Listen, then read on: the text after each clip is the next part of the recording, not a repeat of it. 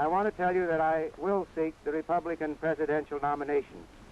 And I've decided to do this because of the principles in which I believe, and because I'm convinced that millions of Americans share my belief in those principles.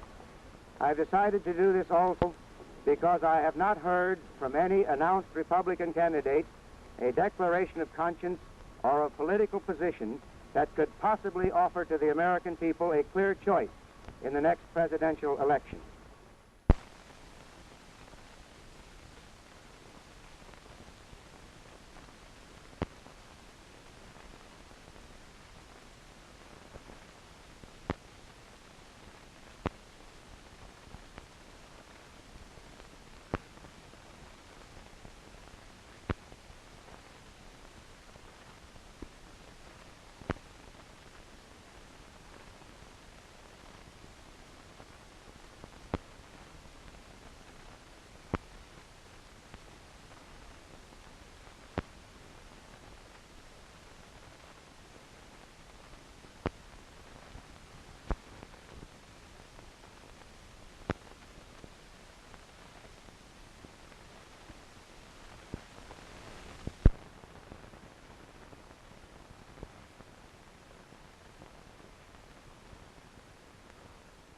I didn't make that figure up. I asked you what the other check was, and you told me it was $100,000.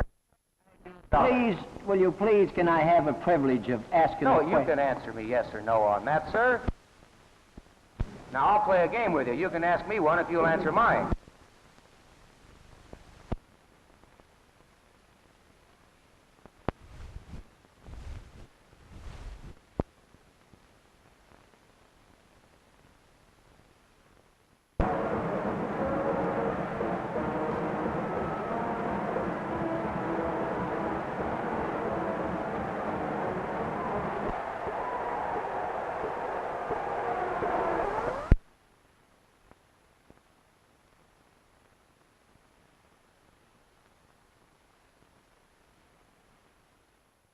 I respectfully ask the chairman to withdraw my name from nomination. I release my delegation from their pledge to me, and while I am not a delegate, I would suggest that they give these votes to Richard Nixon.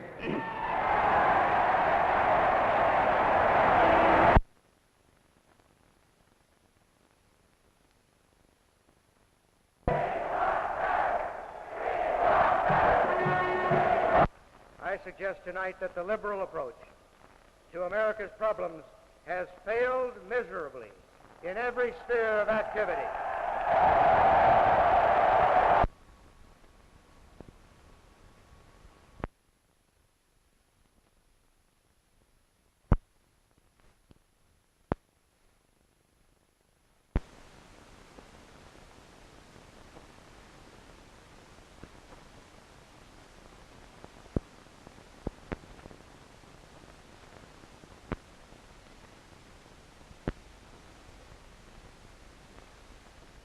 Now, if you'd read that, you'd assume that the minute I got into office, I would send an A-bomb over there and defoliate those forests, regardless of any suggestions or any advice that would be coming to me from the staff or from the State Department.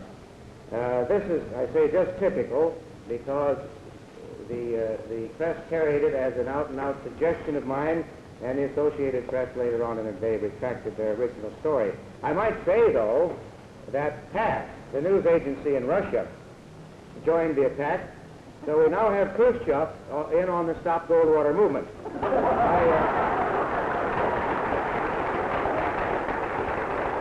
I feel that Russia, before she would risk losing our recognition, would make quite a few concessions, and if these concessions were of the nature that I think they might be, it would be well worth the effort. It might be that nothing would come of it. She'd say, go ahead, we don't care. But I think we can live without her. What do you think these concessions might be?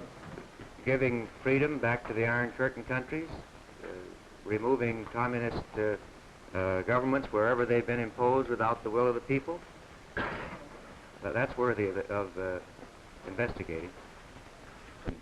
I'm talking about the life or death dependability of the missiles upon which the fate of peace itself and of every man, woman, and child in this nation may hinge as we face the threats and aggressions of communism.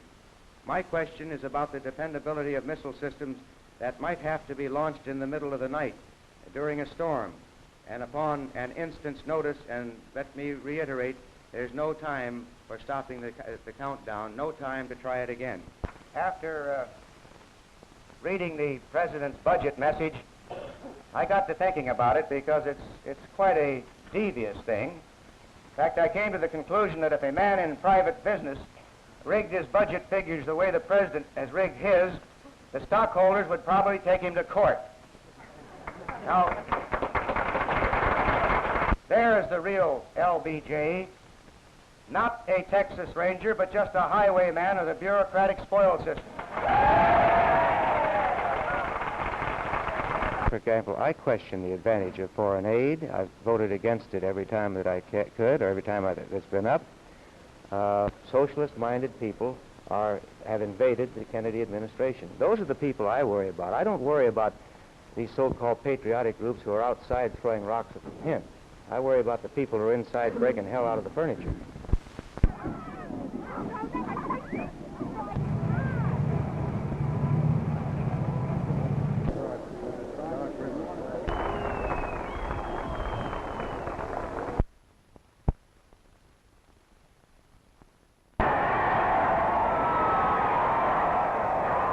Future President, sir. Thank you. Here to the left, Souter. Me? The left? You said a dirty word. That's only direction-wise.